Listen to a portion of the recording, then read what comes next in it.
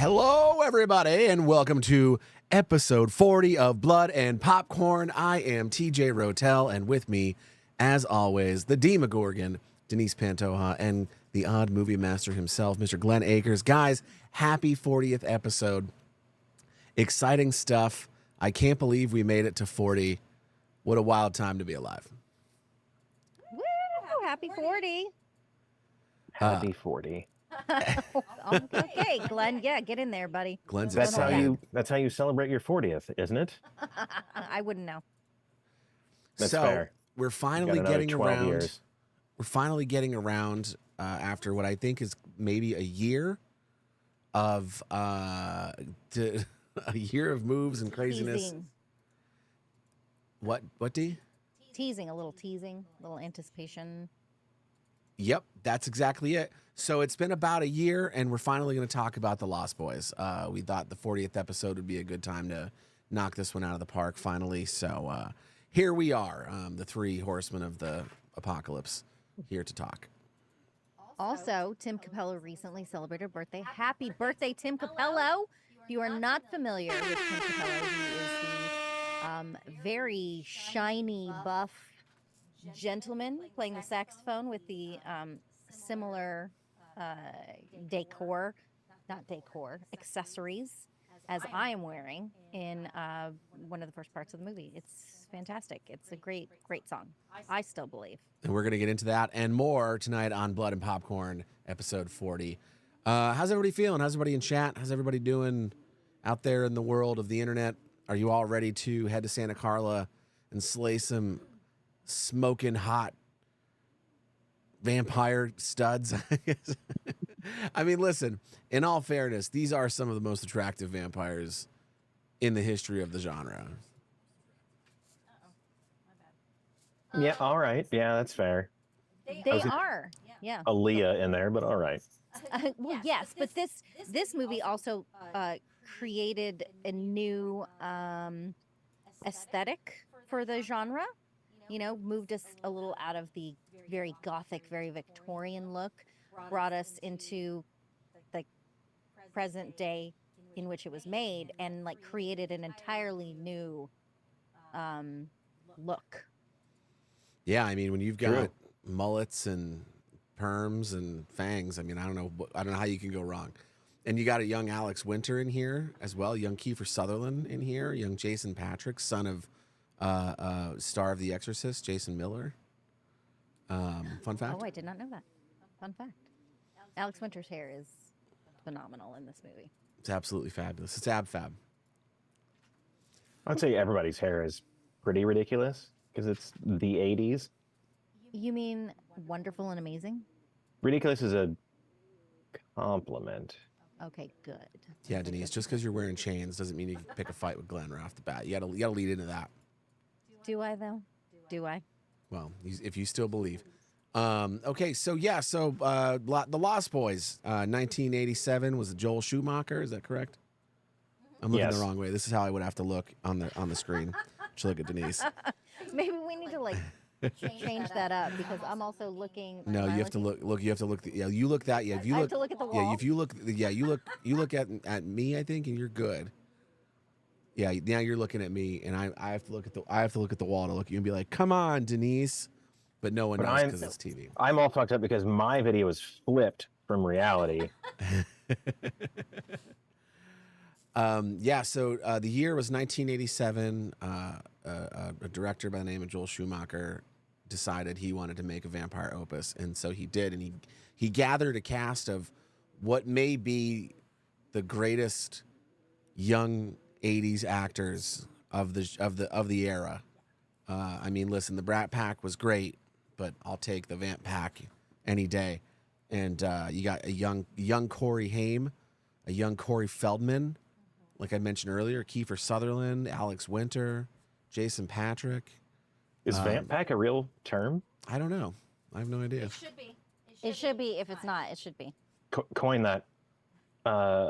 U.S. Patent Office. Channel 29 said it first. Yeah, do we have a patent lawyer in chat right now that can get on that for us? We're trendsetters. I don't know if you know this. We're forecasters and trendsetters.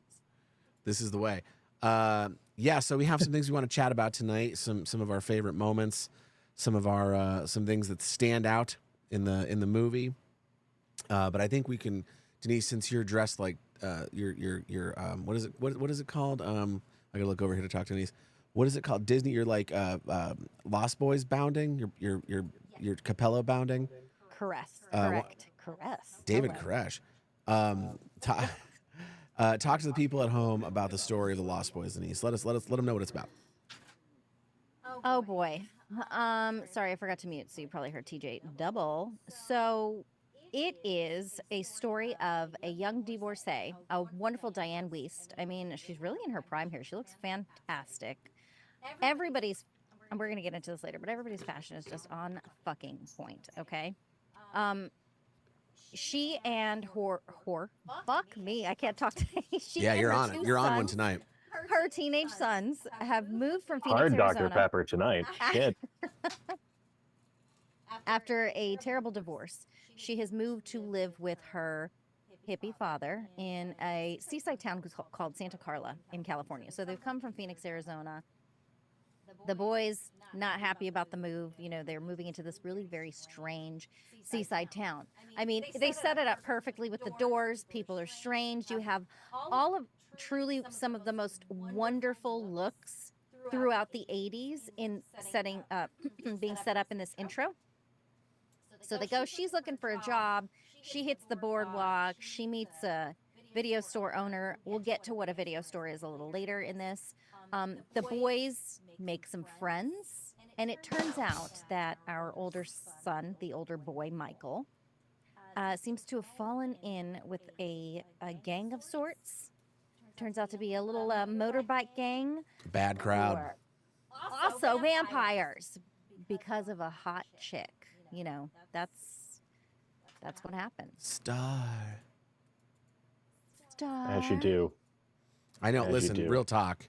I would have done the same exact thing. You know. I mean, yeah, no. I mean, Jamie Gertz is like absolutely stunning. Yeah. She's very bohemian and ethereal and like just super cool. I was gonna try and dress like her, and then I was like, let's go with Tim Capello because I can carry that better. I think you look fabulous, and You do. yes, I love. Listen, who doesn't love a good chain link around their neck? Thanks, guys. It was a different time. Yeah, so as Denise said, we've got a bunch of newbies to the murder capital of the world, Santa Carla, and they are looking to make some friends, and they do in the way of a group of fashionable young vampires. Now, so the thing about these vampires in this movie that interests me is like they're like one fang position. Not like they have like two. It looks like some of them have two fangs. They're like right here, and there's like a secondary set here in the canine. What are your guys' thoughts on that? Because I'm more of like the vampire school of traditional, like the canines being everyone gets to see our teeth. The canine seeing where the vampire teeth live. But I don't like hate it. It just, to me, it feels a bit more like vipery. Like of a vampire teeth design as opposed to like long canines like you might see in other franchises. What are your thoughts on the fang position of these vampires in the Lost Boys? To me, it depends on where the vampire is from, which makes that sound weird, and maybe I shouldn't say that.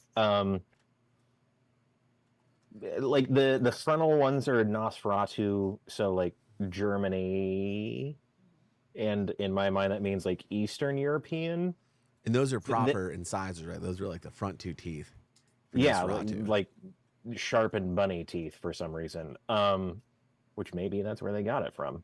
But then again, like you don't really see that again until, at least to my knowledge, Salem's Lot from the 70s. Also, maybe the new one. We'll see.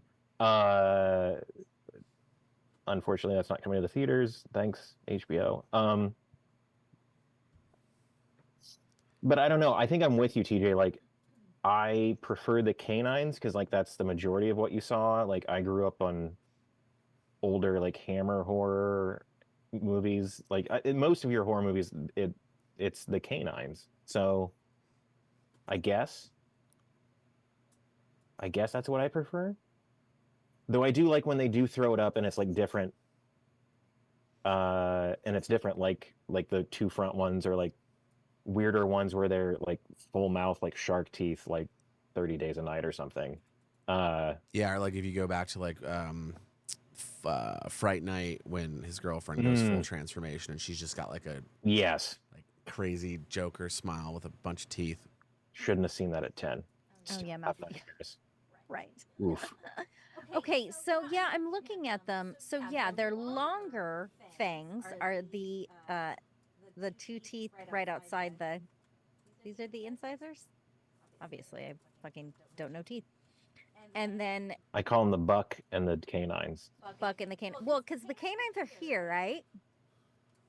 I mean, they're the ones that are naturally like. And then there's two more on either side of the buck, right? Is that what we're? We don't talking have about to. here? We don't have to use my terms. I want. And so we've got longer ones here, and then the canines have like a shorter. Right. And it's funny because I did actually, at Geek and Sundry, I had some fangs made for me for a show. What's Geek and Sundry? It was an old Twitch show, ye old Twitch Never channel. heard of it. Yes. Watch Alpha. Anyway. Watch and it. I chose You can only whisper it now. Sorry. Go on, D. I'm sorry. silence. I chose the Lost Boys fangs. So I have like double. And they're cool. I should have worn them. The fuck was I thinking? I'll be back. Anyway. I can't drink with them on. You're not supposed to drink with them on. With. But anyway. Fangs. Wait. With the fangs, usually. You're not supposed to eat or drink with them on. It's really hard to eat with them on because you just poke your fucking lip. But anyway, I digress. I think it's more comfortable for me to have them on the canines if we're talking about like placement in your actual mouth. Aesthetically, I don't know. I think I like them a little more on the canines as opposed to towards the front of the mouth. But I'm no doctor or dentist, obviously. I think it's, when you see Max at the end of this movie. Oh, spoiler alert! Someone throw spoilers in the chat. I know, spoiler. Yeah, when you see Max at the end, and his fangs, I think look very cool because his like whatever these are incisors here, super long, and then you got the secondary set. I think when you have them here, to get that, you need that shorter secondary set. I think that really sells it. And I'm not even against getting like a little down here too with the bottom canines, just to elongate those a little bit too. I don't mind those terribly as well. But yeah, I think I want to say in the Lost Boys, I mean, I didn't like pay super close attention to everyone's fangs, but I want to say that not everybody had like identical fangs. Like they were all, I think, situated here, but some of them had maybe a bit more pronounced secondaries on the canines, but I think overall the design of the vampires, how we get a little bit of that Buffy style, like pronounced forehead starts to come in and the eyes change and, the fangs are out.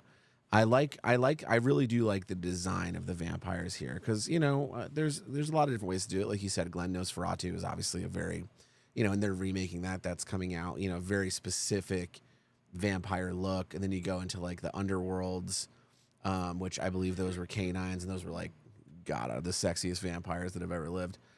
True. Or not lived, I guess, on the undead. But yeah, I They mean, lived like, at one time, yeah, at some point they were alive. right? I need to watch those again. Shit. Yeah, I mean, there's like 12, 13, 14 of them, 15 of them. I'll 16, stop when 17. Kate Beckinsale's not in them. So like after the second or third one, right? Yeah, you're gonna have to miss Rise of the Lycans then, Glenn. She's not in that one, I don't think. That's the That werewolf. was a good one though. I think I That did had see Michael that one. Sheen, right? Oh, then I'll watch it. Yeah, Damn. he's the All right. star of that one, and We digress. I got to keep clicking mute because Denise forgets that we're in 2 feet from each other. It's just stereo. It's Just fine. yeah, just like as I talk, wait till I finish, and then you hit, and I'll hit mute, and then you go in, and then you can open your mic up, so the people at home don't have to hear us go wub wub wub wub wub wub wub. Hey, congratulations on the poll, everybody. Canines have it. 3 votes. Canines win. Canines win. The canines win. It's a miracle.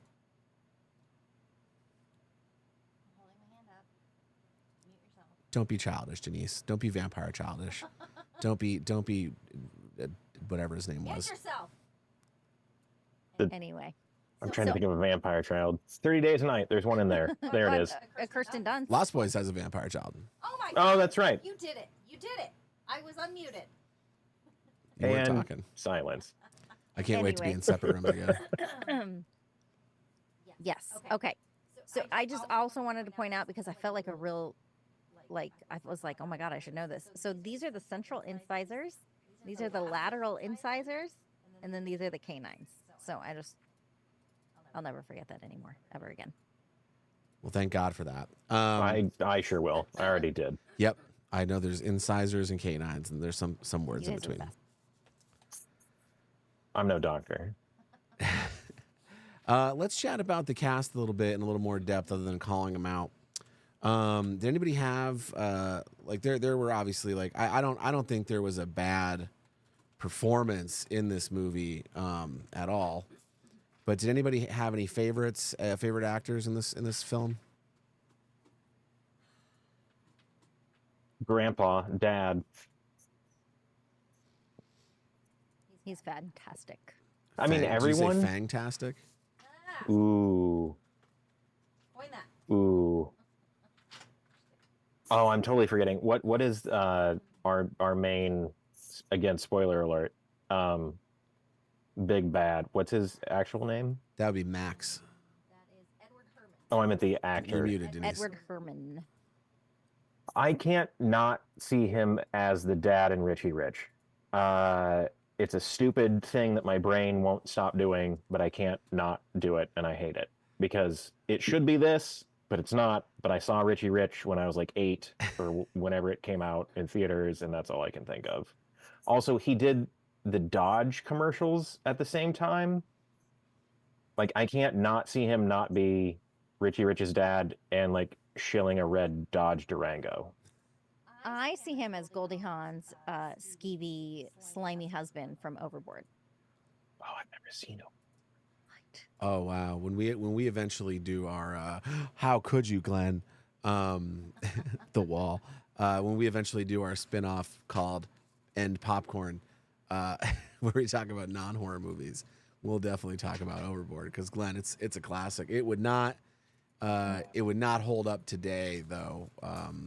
It's a cult classic. It got a recent remake. I think Remake, yeah. it did. Yeah, Anna Faris I think was in it. Eva Longoria. Ari Aster did it. What? No, it's not a horror movie. No, it got like a recent 4K release for some reason.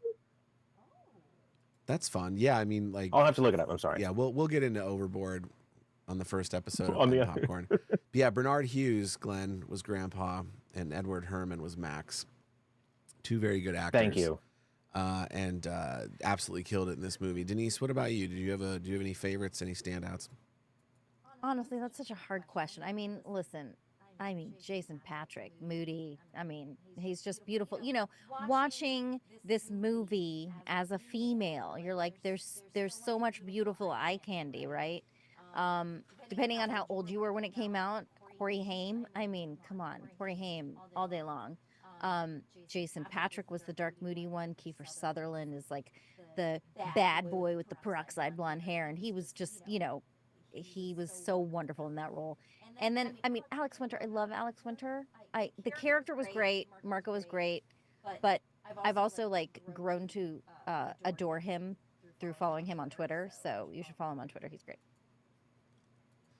Did that answer your question? No, I don't have a favorite. I love everybody. Yeah, Denise is about as opinionated as a rock. It's no hard opinions here. It's mostly just I love everything, and I want to love all of it. Listen, Denise, The Rock is like one of the biggest stars in the world. That's a high compliment.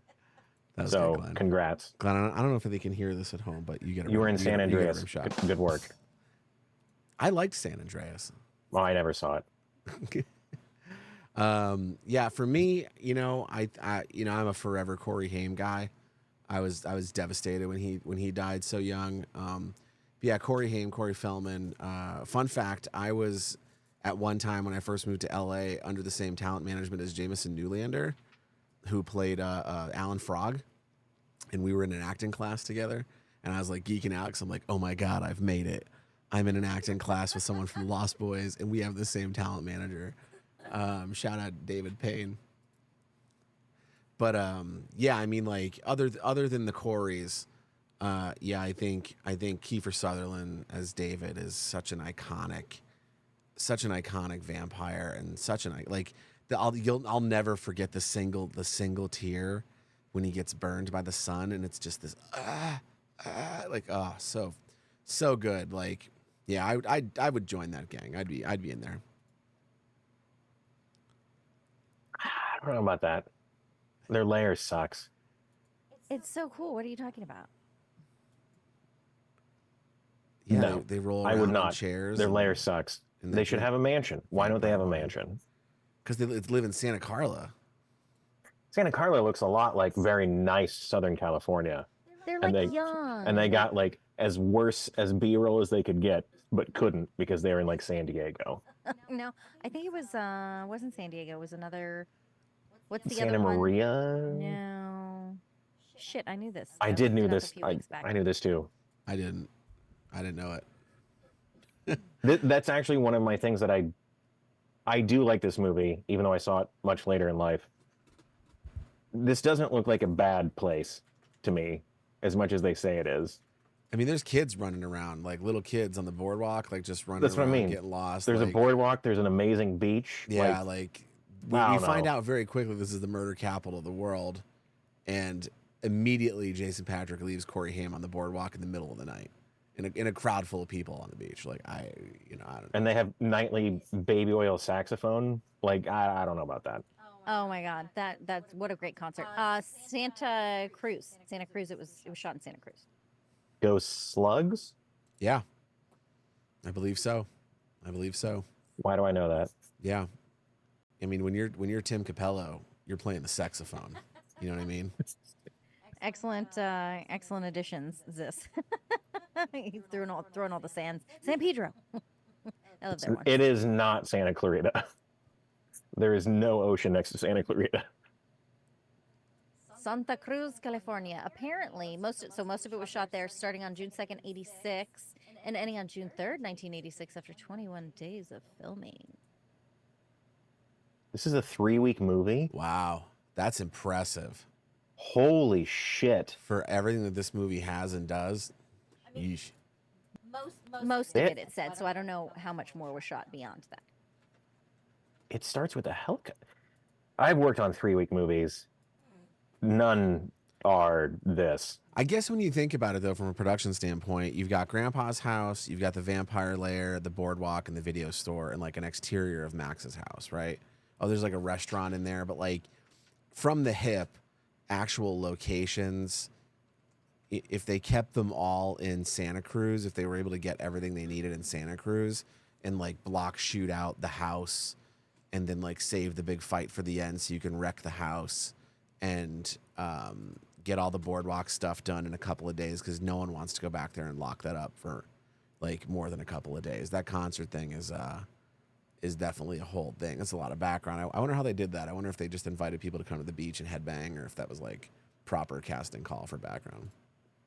My counterpoint to that though is like this is the 80s, like you shot on film, so like you couldn't light via monitor. Like you had to have I can't imagine shooting this in 3 weeks.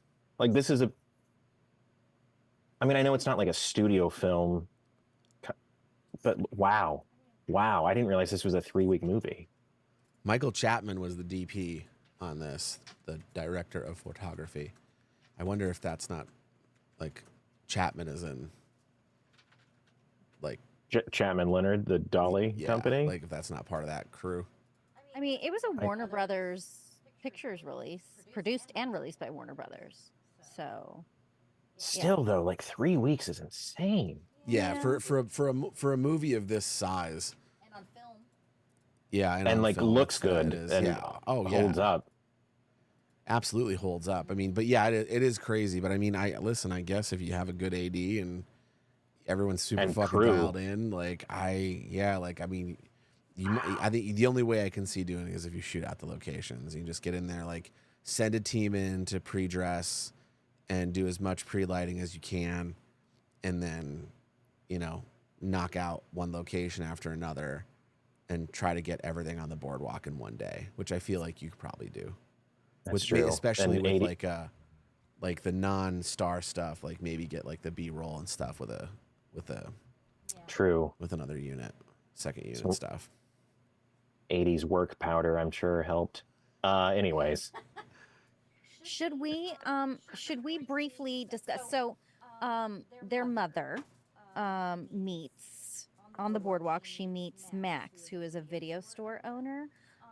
And I'm just wondering if we shouldn't like preface the rest of the conversation with a little description of what a video store was. TJ, would you like to take that since you worked in one? I did work ooh, in one. Video stores were places where people would go and rent movies before they were on your TV already. You had to go and pay, have a membership, put down like a major credit card, and you'd like walk around these aisles, and there'd be rows and rows of VHS tapes, and eventually DVDs, and eventually nothing. But I yeah, there literally they went are. to a video store yesterday. Oh my What God, video which store? one? Video, Video tech. oh shit, that's sick. Yeah, I worked at a video store. I worked at Blockbuster Video was my first job. Well, second job technically in California. Halloween Horror Nights was my first job in California for the 2000 season. But yeah, the Blockbuster was super fun. If video stores were still around, I would go work at one right now. Like it was it was bar none my favorite job I've ever held. I literally asked them yesterday if they were hiring. What'd they say? No, of course they're not. There were a couple that we really. So there was one when we were in West LA. We went to a few times. See, the thing about video stores was it was like an event. It was like you would get together with friends or you would get together with a significant other, and it was like a a whole date night. You'd go, you'd walk the aisles, you'd see what was new, what releases came out. They were like all around, at least at Blockbuster, they were like all the new stuff was all around the store. And then all the other videos were split up into genres throughout the store of like older releases. And it was just such an amazing thing to see it all there and to be able to choose and be like, oh, well, shit, all the brand new stuff is out. Okay, what do we choose instead? And unfortunately, I've personally found having it all at your fingertips takes a little bit of that magic away. And you're like, oh, I don't feel like Yes. watching that. It takes a little bit of the adventure away. And I feel like even though people do discover things and people are really open to it now, for me, doing that, it was a much more exciting way to discover new things. Oh, I couldn't agree more. Like, I can't wait. Yeah. Like, when we get to Ohio, we get to the new place, like, I'm busting it all out. All my VHS tapes, where all the DVDs are coming out of the CD cases and going back in their DVD cases. I'm displaying fucking everything. I will turn that house into a video store. It's going to be sick. Yeah, Glenn's got a beautiful display back there. Oh, you can't really see it, but yeah, it's honestly like I can remember the difference between how Blockbuster Video smelled and like Family Video smelled, and then like local mom and pop places. They all had their own different scent, and they laid their own stuff out in a different way, and like the people they hired, it was you can't compare. Yeah, I remember there was the place where I bought a significant amount of DVDs. Was in Yep. Oliphant, Pennsylvania. And it was called Hollywood Liquidators, and they had this strawberry air freshener that they piped through the whole building. That smell forever. If I ever smell it, I'd be like, oh, that's exactly the smell. It etched in my brain forever and ever. I actually worked at a place called Hollywood Video, which it was an offshoot Yeah. of at the time. No, I'm sorry. I didn't work at Hollywood Video. It turned into a Hollywood Video. What the hell was it called? I Oh. can't remember. I don't know. I 'Cause didn't it know was you a- back then. I think it was yeah, I was very young. It was an offshoot of HEB, I think, which is a grocery store chain in Texas. Was it AGV? No, no, but good call. I'll send you back in time, and maybe it would have lasted. But it turned into a Hollywood Video later. I can't even remember how long I worked there, but that was a lot of fun. There was, I just, this is one of the reasons that we're such big proponents of purchasing physical media, because they've already stopped making a lot of stuff. And just like vinyl came back around and people are still buying a lot of vinyl because they want those special presses, eventually, hopefully they'll come back to it. But, I'm just like, buy physical media, buy physical media, buy physical media. Well, they have some collector stuff. Like I want to say, like Terrifier did a VHS release. Like some of these horror movies are doing limited edition VHS releases, and I think that's so cool. But it's tough because like we bought a VCR not too long ago, and we've maybe used it a half a dozen times because it's an antique. Like to find a working VCR is not a super easy thing to do. No. So we wanted to make sure we have it because I've got like I don't know a couple hundred VHS movies that are horror and fantasy and shit, and I'm not gonna throw those out. Some of them you can't find on DVD or Blu-ray. Like then the DVDs and the Blu-rays go away, and they became super hard to find. Like one of my favorite movies, Monster High, is like, it's super challenging to find a DVD. That I think I just recently bought another copy and left it in the packaging just to have it, on the off chance it went out of print forever. The thing too about VHS, Right. though, there's also that terrifying, because if you've ever put a VHS into a VCR and heard that terrible sound of the VCR eating the tape, Yep. it's a terrifying sound. And nowadays, when you're like, oh my God, I might not ever find this again, it's also like terrifying. I don't know if they work. We'll have to, when we move and unpack. I have a rewinder, which was a big deal having one of those so that you didn't put a whole lot of strain on the VCR, or so I heard my sisters tell me about it. It's true. It That's is true. Yeah.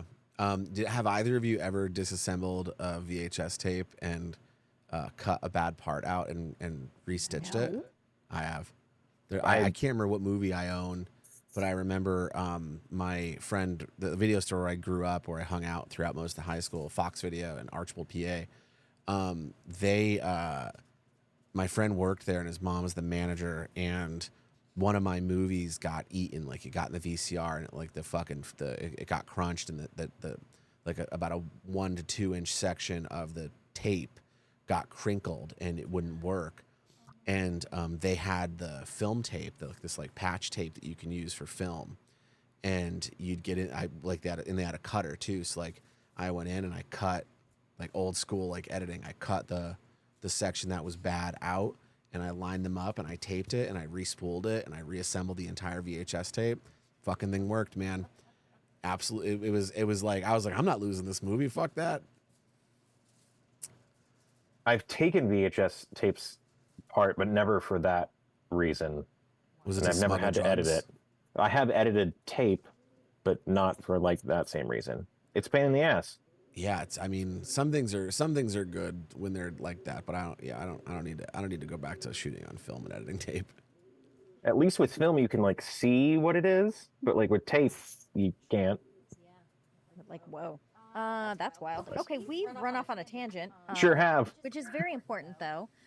If you have any local video stores, give it a try. Support local small businesses and buy physical media. But Because you own it. Yeah. What? When you Oh yeah. when you get Yeah, physical the other media, you thing. own it. Yeah, because if all these movies that some people have purchased on certain streaming services, I'm sure they're not going anywhere. But if they ever do, you're left with nothing. It's not like you can download your entire collection. They won't let you. They technically still own everything that you've purchased. Yeah, unless you've got some sort of way to cheat the system, which I don't know if you can do. That's yeah. Well, especially now, like Apple TV has started putting ads at the end of the Yep. movies that I own. Like they're Yep. like I'm getting like How I Met Your Mother ads at the end. Like if I let the credits roll for more than a few minutes, they pocket them in the top right corner and run an ad. And then if I let the credits run out, they automatically open the HBO Max app or whatever the fuck it's called now, and push me right to there. And I'm just like, Apple, come on now, don't do it. But man, if I ever find myself in a good financial position again, I fully intend to invest the bulk of it into physical media. Blu-rays, Glenn, I want a wall to rival yours.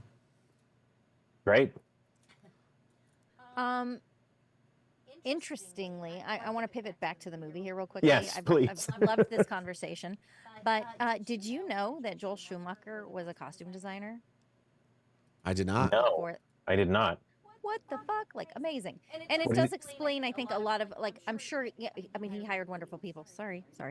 But also, like, why so many of his movies are so aesthetically arresting, visually that makes sense? pleasant. Did he? I'm now asking you this like we're not doing a show. Did he work on anything like super famous that we would all know? I'm not sure. As I didn't designer? get that far into it. Let me look this up, and you guys take it from here. Well, Ooh. Denise, segueing nicely into wardrobe is the fashion of this movie. And like I know Dee found some cool stories earlier about how the cast came to have their look, but like this movie, like for the time, like even now, like I got to be real honest with you, I would wear a lot of what people wear in this movie. Specifically, yeah, Corey Haim's duster is so cool on the boardwalk.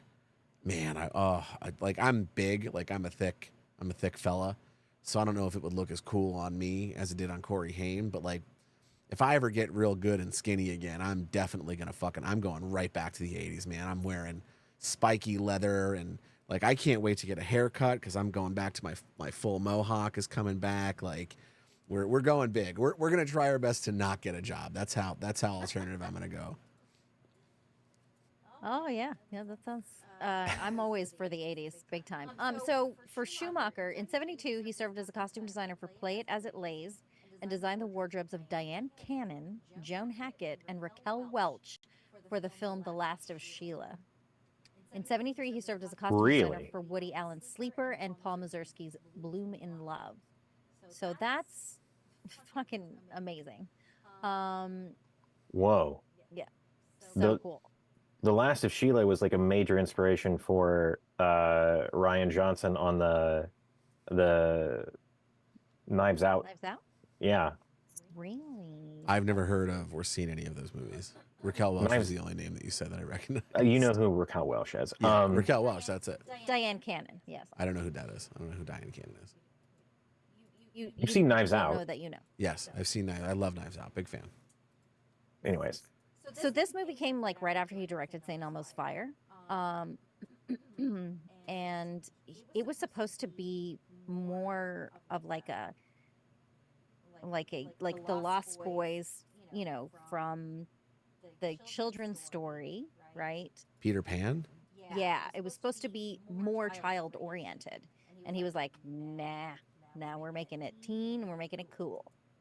This would be a very different movie with a bunch of like preteens, like the Stranger Things cast running around in dusters and leather jackets, smoking cigarettes and eating Chinese food, being like, "Come on, Yeah. Michael, be one of us." Like, can you imagine Finn Wolfhard being like, "Come on, 11, be one of," like I don't know if I like that. I'm glad they did this version. Kiefer Sutherland's voice is raspy on the throat. It's rough. It's a rough one. Oh, yeah. So I definitely like shout out to the costume designer who was, why are you doing this to me? I just had her name, Susan Becker. She also did True Romance and The Flatliners, which was another great, I mean, you've got Kiefer, you've got Jason Patrick again, like fucking fabulous 80s movie. But it's really cool because she worked with each of like the main vampire actors to design their looks. And in 1986, she gave them like a budget and sent them off to Melrose fucking Avenue and so they were able to like pick out their own looks and like brilliant. And Melrose in '86, get out of here, get out. St. Elmo's Fire is interesting. I didn't remember that was him, but I wonder. I can't help but wonder if we wouldn't have seen like a Rob Lowe. Like if you look at Rob Lowe in St. Elmo's Fire, he could have like that character could have walked off the set of St. Elmo's Fire and into any of those roles, like Kiefer Sutherland's role or Jason Patric's role. He could have stepped into either one of those and done it justice. Like that character fits right into this world. I wonder if there was any conversation about that. If this was like the cast that he went after and got, or if he didn't want any of those kids from St. Elmo's Fire, because that cast was fucking banging. It's a good question. Don't know. I've never seen it. Tune in next time to N Popcorn. Sick fashion. Wish I could fit into some of those clothes because I would wear them. I would do that thing. But something else that's super iconic about this movie is the music. Like the soundtrack for this film is, oh my god! It might be my favorite movie soundtrack in the genre. It's just it slaps so fucking hard. Like Cry Little Sister, the Lost Boys theme, like even the what is it? Don't Let the Sun Go Down on Me. Is that this like the Elton John cover that they did? Like that's one of my favorite versions of that song. Like it's so good. But obviously we mentioned Tim Capello earlier because that song. I mean the three songs I mentioned, like they are on many playlists of mine, but I still believe is actively right now on 3 of my main playlists on Spotify that I listen to. It is that good of a song. It just fucking slaps. Like and Tim Capello's up there too. He's got his like tenor saxophone and he's just like, I still believe. And it's like, oh my God,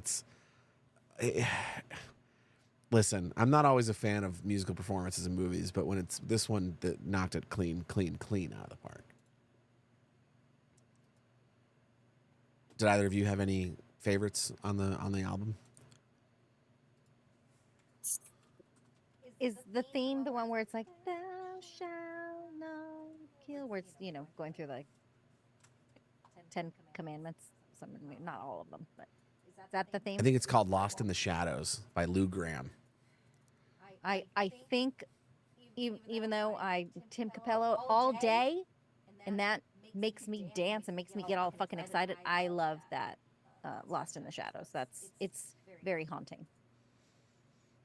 Yeah, it is really good. But there's I'm looking at it right now. Well, what's interesting that People Are Strange version that's in the movie is not the Doors. That's Echo and the Bunnymen. That cover that. Yeah, and then you got Power Play by Eddie and the Tide. Don't Let the Sun Go Down by Roger Daltrey covered that. I did not realize that. Yeah, In Excess has 2 songs on this album. And then of course Tim Capello. I mean, come on. Who doesn't love that song? I'll take the rest of this episode to talk about that song. It's that fucking good. He's still touring. I would love to fucking see him live. He's still fucking touring. If you ever have the chance to see Tim Capello, please do, because he's just a gem. Listen, real talk. You need to find. I don't know him personally. Tickets. You absolutely need to find tickets to go see Tim Capello. We have to do this. Like, get the tour dates. I'm sure it's like a state fair somewhere. Right after the Monster Truck Rally. And like, listen, I've seen some sick bands at state fairs. Same. Really good bands at state fairs. That's not a knock. That is a circuit that some of these bands run. It's true. I saw Chevelle. Yeah. At a state fair. It was one of the best concerts I've ever been to because no one was there. Yeah. Anyways. Killing it. Right after the Sunday. It's Chevelle. Right after the Monster Truck Rally. And the Demolition Derby. I was in a weird state. It was after chariot races, but that's besides the point. Yeah, so the music was killer, really, really killer. Love the soundtrack to death. But what I'd like to talk about now, if both of you are okay with it, more about the vampires, what they can do in this movie, because the boys bring an interesting arsenal of tactics to slay them to the table in the grand finale, but ultimately, like these vampires got some tricks up their sleeve of their own. I think some of the lore around the vampires in this, I think, is super interesting. Like, you've got Max establishes right away that, you know, you vampires can do. It's not the, like how we've seen in the past where it's a vampire can't enter your home without being invited. It's if you invite them into your home, it renders you powerless against them. So like all your tricks that you can use to identify a vampire are out the window, which I thought was a really interesting take because, you know, you don't really ever see it. Like vampires don't cast reflection and they don't like garlic and they don't like holy water and they don't, you know, the glowing in the dark thing. I don't think I'd ever heard until this one came about. But I think it was a really interesting take because I remember watching this and being like, oh, stars in the house. She just jumped. Oh, and it's because they're just rendered. Like Star's a vampire because she's in the house and she just flew up there. But they got flight. Like it seems like they have super strength because they ripped the roof off that car pretty easily, like a tuna can. Yeah, the interesting too that they have like the way that they sleep is more like bats, like hanging upside down with like claw feet, like their feet morph kind of like how they're. But I wonder if their shoes, like, do the feet morph in the shoes, like the leather boots, like when they're vampires, or is that just when they sleep they bust out those rowdy dogs and hang? You would think, just like you take your shoes off to go to sleep, I think they take their shoes off to go to sleep and hang upside down with their fucking hand feet, bat feet. And that's my guess. Yeah, little bat feet. They got the whole thing, like the whole, like crossed arms and chilling, but they're sick ass long perms and mullets and shit's all falling down and it's just hanging there and it's like, oh, like that's such a fun, what a fun shot. I wonder how long they had to hang like that because they're definitely upside down on some sort of rig because faking hair like that is not an easy thing to do. But yeah, they've got a decent power set, these vampires, especially that being invited in trick. That's pretty good to be able to enter the house. Like you look at Fright Night, like Jerry Dandridge, like he gets invited in, like, but if he hadn't been invited in, he could have just stayed in his house and been fine. He'd just waited him out. But yeah, so like we've got our vampires, we've got our heroes. I think too, like they've covered a broad spectrum of ways to dispatch these vampires towards the end of the movie, where you've got, the shit's about to hit the fan. Star and Laddie are hard pressed on turning into vampires. Michael's not too far behind, and you've got everyone kind of rallying around this. Like they've staked poor Alex Winter, they staked Marco. He bled all over the place. In what looked like oil, like car oil. Like old car oil, thick, which was interesting. But they do really address that because I think it's the Frog Brothers that are like, no vamp goes out the same. Like some will explode, some will implode, some will whatever. And I think that's really interesting because when you look at modern vampires, like just go from the Buffy era, like turning into dust, like those vampires died in a specific way, and most movies don't deviate from a specific type of death. Like Blade, they basically turn into fire and ash. Buffy the Vampire Slayer, the movie, they just get staked and die, leaving a bunch of bodies about. But you know what I mean? So I think it was a really interesting choice to give each vampire a unique way to die. But there are some stuff in here. Before I move on to my questions on these vampire deaths, did either of you have a favorite vampire dispatcherino? Yeah, it's the bathtub for me. Was just it? Because? Go ahead. Oh, just because it's so. I mean, like the mechanics of it, I guess, aren't like out of left field for vampire lore, but like the way it happens and how mid 80s ridiculous over the top like it happens in the movie. Like, again, I didn't see this movie until much later in life, unfortunately, because I would have loved this as a kid, even though it would have scared the shit out of me. Uh, I love how this movie goes so fucking hard. Like especially in the bathtub garlic water death. Uh, it's that like they threw everything at the wall that they could. It like explodes the house basically with the plumbing. Like it's being so over the top that's why it's my favorite. Well, I think it's super funny too because like Think you're right. Like it does it cause, and it makes you think too. Like, did that holy water liquidate him? Like, right. did it melt the bones and all? Because it does. It absolutely bursts every single pipe in the house. The kitchen goes off. The bathroom goes off. There's fucking blood and vampire bits spraying everywhere. That's a pretty effective way of killing a vampire in that universe.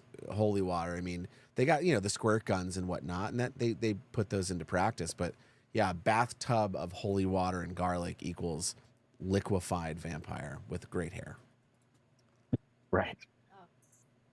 Yeah, he was pretty hot. Favorite death. I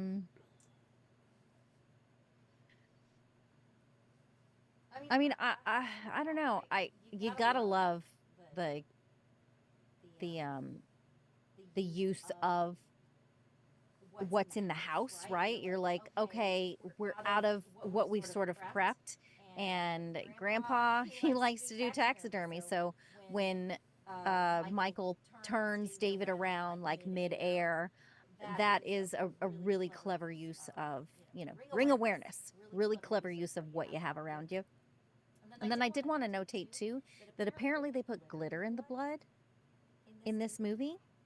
And I had just kind of looking through a bunch of other stuff. I read, I don't know if this is true, but it looks like so it would still appeal to kids, which is weird because it is very gory. It is very bloody. Like they did go super hard. TJ, what's your favorite death? Death by stereo. That's a great line. I mean, the guy's head explodes, his hands explode off of his body. Yeah. I don't quite get it because it doesn't look like he gets hit in the heart, but the electricity, I guess, gets him. But I love that he explodes the way he does. I think it's a super fun gag, great practical effect. Anytime you can use spark and pyro, why not? Get it in there. But yeah, just that line alone, death by stereo, like, oh, it's so fucking good. But that's one agreed. of the so Denise, I agree with you. I do love, and Glenn, I love all the vampire kills in this movie, but the David one at the end on the antlers always confused me because I was like, well, what? Like listen. There is definitely a world where I guess Grandpa could have carved those antlers out of wood to like recreate them or patch them. Maybe they were damaged. But like if they're just antlers, like antlers are made of bone, not wood. So does that mean that bone could potentially kill a vampire? I mean, yeah. Do we ever get? You have to be staked, with a wooden stake through the heart. Did the Frog Brothers say that? Do we ever see that? He does anywhere? say like, get yourself a nice sharp stake. I can't remember offhand if he says wooden stake, but I think steak is definitely in there, and I don't think he was talking about a T-bone. Actually, you know what? I changed my mind. How could I forget about Max? Fucking Grandpa fucking nails it, dude. That's my second one. Even though Death by Stereo is great because I love one-liners as a child of the 80s and 90s, but yeah. Typical Denise, she can't make up her mind. She loves everything. I am curious about the antlers as well, though. Like, is it a thing where it's something that's pointy? Well, because he has like two antlers as well. Like there's two what look like I can't remember what animal that is that has antlers like that. I know there was one in my basement because my dad was a hunter. An ibex. Yeah, I think you might be right there, Glenn.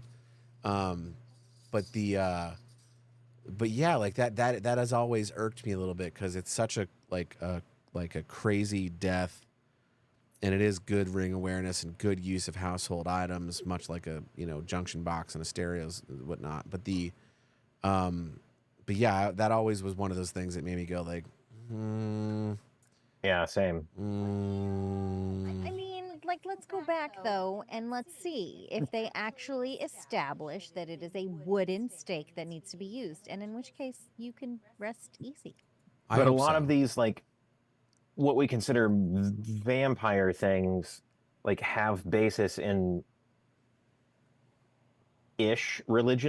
religion-esque things. Like the mirror thing is more than likely related to mirrors of the time when Bram Stoker was writing Dracula, worked because it was glass in front of silver, and silver is anti-evil, yada yada, werewolves. something werewolves. You're right, but like that's why you can't see reflection, because at the mirrors of the time were made with silver and glass, and silver was like, you couldn't, like, that doesn't work with evil. So like I wonder if it wasn't like a natural pointy thing. So like wood obviously is like, when it splinters, is a natural thing that you could kill. Yeah, it's like the easiest thing to sharpen. Like, it's what are you gonna Right. grab if you need to sharpen something? But like another natural pointy thing is an antler. So like maybe, Yeah, well, I don't mean, it know. does, like, David does try to do the same move on Michael earlier on like an elk or something, like something big, like tries to skewer him on that.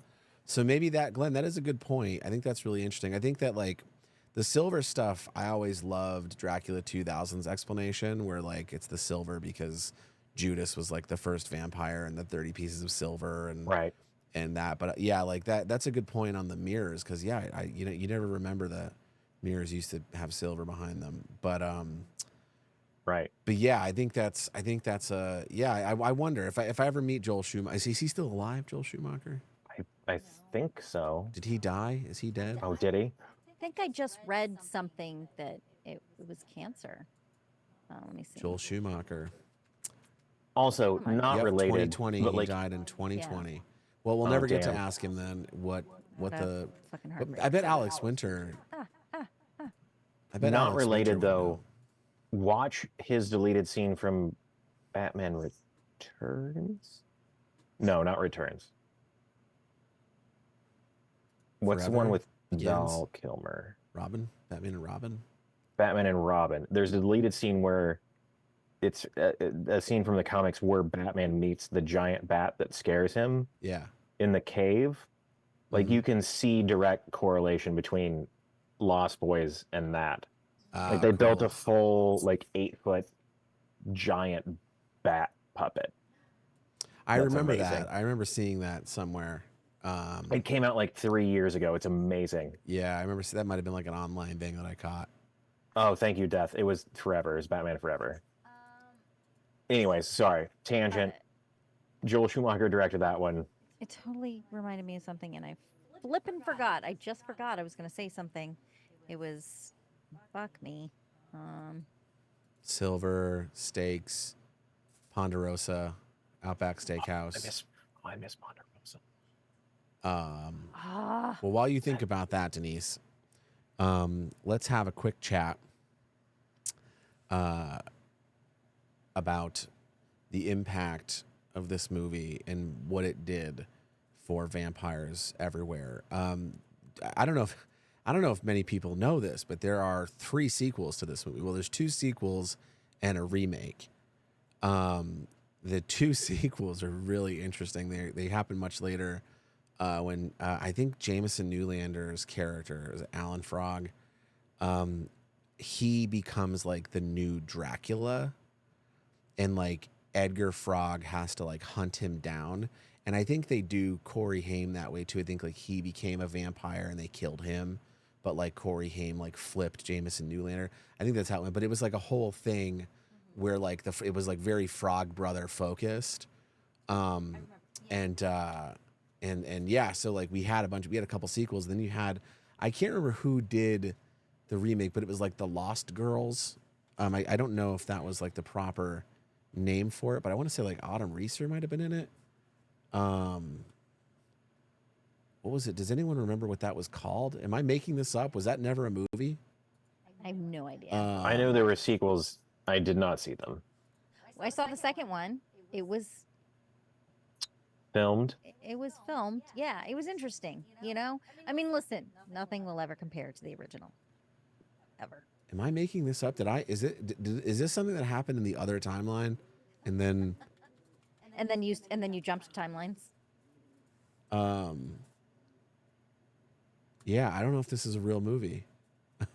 I don't know. You should make it happen, TJ. No, I swear to God, I thought this movie existed. The timeline with Kazam, or am I now fucking up the Berenstain Bears timeline? It's all very confusing. The Tribe, was that it? Lost Boys, Sure. The Tribe. I think that might have been it. 2008. There we go. 2008. Lost Boys, The Tribe had. That was the first sequel? That was Autumn Reeser. Okay, I'm not crazy. Okay, great. So 21 years later. 2008, you had a Corey Feldman was in it, and an Autumn Reeser, and I think it was kind of a similar plot. But you had Angus Sutherland was in that as well. And Corey Feldman. I did not know there was another Sutherland. I didn't know either. Tom Savini was in it. I didn't know there was another Angus outside of Scrim. Yes. Angus Sutherland was and is. I don't know. He's in a bunch of pictures with Kiefer Sutherland and Donald Sutherland, so I'm assuming brother. R.I.P. Donald. We actually saw Kiefer one night. We were walking in Hollywood, and it was like way off. We were like walking back to our car, and it was like just off Hollywood Boulevard. We had just turned the corner, and we were like, "Oh my God!" And we didn't bother him because we didn't want to bother him. We were like, "Oh my God!" I've done the shot with him. Well, fuck you, Glenn. Okay, way to take away my glory of passing by him on the street. Tell us about your story. No, I stumbled into a bar that apparently it's his normal one at the time. How could you never tell us this? I thought I did. Tell us this story, Glenn. This is a fabulous story to tell. You did a shot with David from the Lost Boys. I hadn't seen it at the time. Oh my God, Glenn. I just knew him from 24. You're fucking fired. That's fair. It's a bar that I don't know if it still exists. I think it does. Well, don't out the bar. No, I won't. I don't know if he goes to bars anymore, but either way. I don't either. It's very close to a very famous coffee place now. Very small bar. I just sat at the bar. I don't know why I was there. Was it because you were drinking? Might have been. Sat at the bar, wanted to get a shot, and then I looked over and I was like, that guy looks very familiar. From and what? I have no idea. No, it was 24, but like it was a thing I hadn't seen, but I had seen promos for. I don't watch 24. And then like I think he realized the thing that like I realized who he was, and he's like, "You want to do a shot?" And I was like, "Cool." And then we did a shot. And then he left, and like I talked to the bartender. He's like, "Oh yeah, that was Gator Sutherland," and I was like, "What?" And he's like, "Yeah, this is a normal bar." And I was like, "What if that was the night we ran into him?" That would be amazing. He definitely looked like he had been. I certainly knew you two, obviously. Anyways, that's fun. I now have to look up if this bar is still there. That's fun, Glenn. You did a shot with Kiefer Sutherland. That's metal. I did. We didn't even fucking know who he was, barely. That makes the story even better. I knew he was in 24. No, it doesn't make it better. Did you see Flatliners, Glenn? Take that as a hard no. Flatliners is a fantastic movie as well. Big fan of that movie. Oh, fabulous. Did Kiefer do anything in the 1970s? Because then Glenn might have seen him. Hey, His dad did. Don't era shame Glenn. His dad did. He's our odd Yes, movie I know. master. That's his job on the show, is to bring us the films that we would never think to watch, like Mr. Vampire. That was wild. That was one of the easier ones of that series. I should have been under the influence. I mean, I felt like I was under the influence watching that, but I really feel like I would have gotten another level out of it if I had been under the influence of anything. I feel like I was, but you know.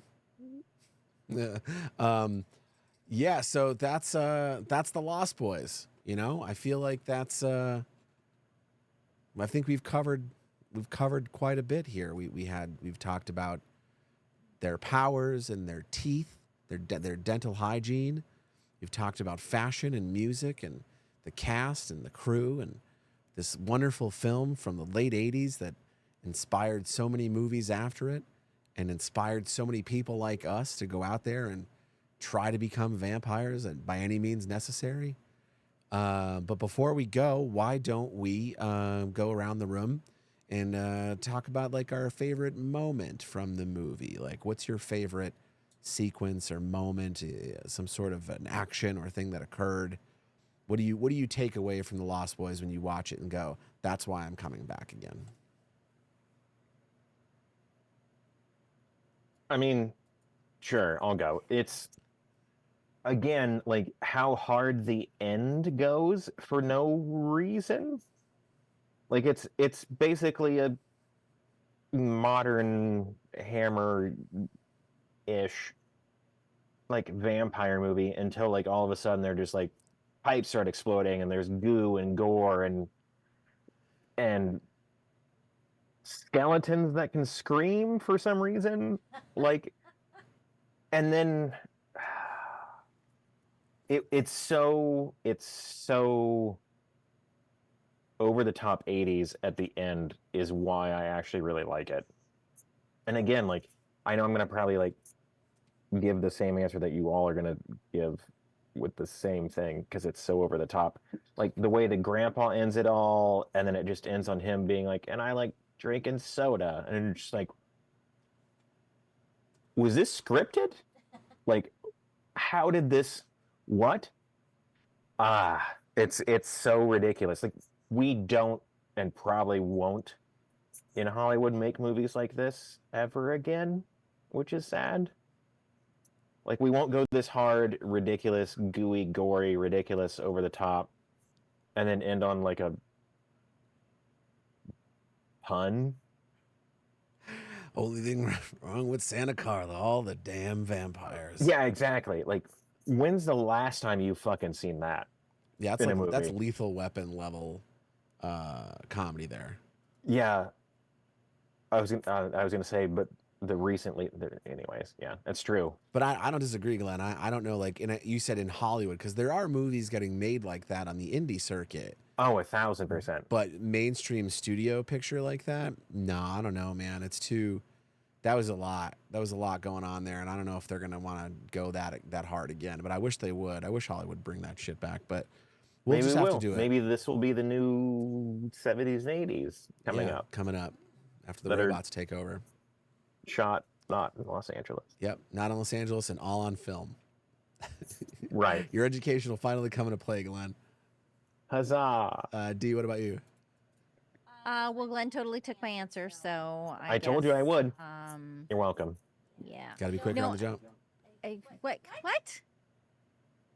We're trying to like deal with this mute thing. Anyway. Oh, I already fed it into an AI. I'm sorry. One of the other, because yeah, the line at the end where it's, you know, one thing I always hated, all the damn vampires. Like that's what, because their faces just say it all. Like, what? Okay, like, you know, you couldn't have fucking warned us. Right? Vampires here. You know, thanks. We Grandpa. don't end movies this way. Why don't we do this anymore? Well, especially the recklessness. Like, listen, like the recklessness of that ending. Like, Grandpa, there's no cameras. He's not looking at his fucking blink cam on his cell phone and lining up this shot. He backs his vintage truck full of 10-foot fence posts, sharpened to a point. Yeah. And you got to think, like, he's got to be to throw, like, those poles, like, Glenn, you've worked on a farm. Like, those poles are, what, 100 150 pounds each, maybe. Like, that's heavy wood. Probably. That's solid wood. He had to been going 80 miles an hour in reverse, smash into the building. He hurls. It's not just one. It's fucking a bunch of them come flying into a room full of his daughter, his 2 grandchildren, and a bunch of other people.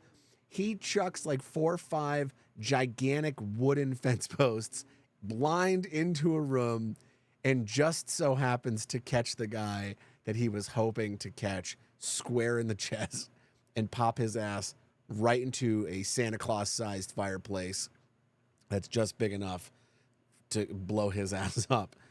It's just such a funny ending. Like, gotta get it done. Like, any means necessary. We got the fucking vampires and Santa Cartly, and you're just like, God damn, Grandpa, you're riding hard tonight. And then he's like, IBC root beer. Don't touch my root beers or my double thick Oreos. They're in the second shelf. So D, that's your answer. D is the end of the movie is what keeps you coming back. I mean, no, I wasn't finished, but okay. Sorry, D. I was listen, I take sometimes I take the scenic route to get to my fucking answer. It's hard to say. It's the whole fucking thing. It's the aesthetic of the whole thing. Like, these vampires set the tone for so much, and they're so cool. Like, they're such cool teenagers, and like the fashion is just like so close to my heart. I'm gonna start just dressing 80s. Like, I'm just gonna let everybody know. I wish I'm you gonna would. start fucking peppering it in, and this is how it's gonna go for no fucking reason. And it's gonna be crazy 80s. It's gonna be neon 80s. It's gonna be fucking crazy, like, dark, like, because the really cool thing, what I liked about all the shots that they picked off at the beginning, is that they're looking at sort of the outliers of society at the time. You know what I mean? Like, this is where these are the people who were listening to punk and who were like really taking the goth scene by storm. Like, I don't know, everything. I love everything about it. Why? Because I can't make a decision. Like you said earlier, TJ, there you go. Hey man, that's your thing. No one's mad at you for it. Hey, I love a lot of stuff too. I think it's okay to love stuff and love all the stuff. You could have said I fucking love this whole movie, and that's what keeps me coming back. Is because from reel to reel, this thing is top-notch entertainment, and I wouldn't have fought you on that. For me, I think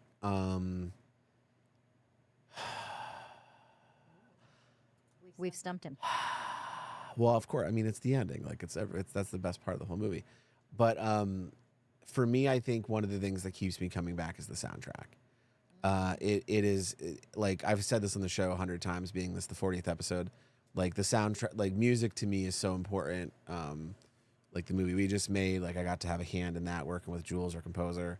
Like, it's such an important piece of the puzzle, and like, this is just so well designed that it is one of my favorite parts of this movie. But yeah, like, and that and the Corys, man. I just picked up License to Drive and Dream a Little Dream the other day because it's the Corys, to think of what could have been. But yeah, unless anyone has anything else to add, we can start wrapping up the show. Going once, going twice. No, I mean, I would just go on and on ad nauseum about everything that I love. I mean, I love this fucking movie. There's some movies where you're like, that's great. I just don't know if I'll watch it again. This one is one of those that is on repeat. I can watch it anytime. It doesn't have to be around Halloween, I can just listen to it and picture everything happening. Yeah, definitely That's seen fair. it enough to be able to do that. It's a staple in this house, that's for sure. This is one I don't think I had seen outside of year two's behest. And like, the first time I saw it, I was like, oh, that was cool. And then eventually we were like, we're going to talk about it on BNP. And I was like, oh, I got to watch this again. And then I watched it again. And I was like, no, this was really good. We should watch more of this. Awesome. Good. Because again, I didn't watch it as a child. Like, I should have, or maybe shouldn't have, because it would have scared the shit out of me. But whatever. Were you able to like or discover new things with every watch? Because we've Oh, seen yeah. it a million times. Oh, of course. Yeah. No, I would have loved this as a kid. It, again, would have scared the hell out of me. But yeah, I wish I would have seen it younger. I think too, one of the other things that keeps me going back is like I'm a horror romantic. In my youth, I would fantasize about like movies like The Lost Boys or like Return of the Living Dead 3, where it's like this kind of like horror love story where you have a character who's a monster and a character who's not, and them coming together, to form something that shouldn't be. Like that was always like I think I'd always thought like someday I'm gonna meet a vampire girl at a boardwalk in Santa Carla, and I'm gonna have to make a very hard decision. But I think that too. It's the romance part of this movie really gets me. And instead, you met this monster. The best monster, the Demogorgon. It's not the vamp. What's that old saying? Don't love the vamp you're with, something like that. No clue. But then that's it. That's the show, everybody. Happy 40th episode. We'll do something like real big for like the 50th. But this felt like a really important episode because 40 is pretty good. And we finally got through the Lost Boys. So now we can finally get back into rotation to see who's going to pick next. And we'll keep an eye on the socials, and you'll get to see what movie we're going to watch next. So you guys can watch that and play along at home. Thank you all for being here. Thanks for hanging out with us tonight. Hope you have a fantastic weekend. Please check us out on the socials. I threw those in the chat, and give those some follows. Please go over to youtube.com/@wearechannel29. Check out our new short that just came out. Watch till the end. That came out on Friday the 13th. And also don't forget to head over to bloodandpopcorn.com to check out some blogs and some reviews and things of that nature that you might want to like to read and share with your friends and your families and strangers on the street. Just screaming in their face, bloodandpopcorn.com, go there. And they'll be like, I don't have a computer. And they're like, fucking go to your local library. But that's it. That's the show. Have a wonderful evening, a wonderful weekend. We will see you. Well, I guess next week. I don't know if we'll see you next week. We'll see. It's up in the air because of the move. Yeah, but we'll keep you posted on the socials. And then eventually we'll stream the move. It'll be TJ and T&D on the road. Discord too, if you want to join, if you want to put that in chat, join the Discord. And we just added a new channel as well. So basically, like, sneak peek of stuff that we're going to put out. We'll put it there first so y'all can see it first. 29ers. Woo! Very cool. All right, everybody. Take care of yourselves. Take care of each other. Until we meet again, keep the scream alive. Good night.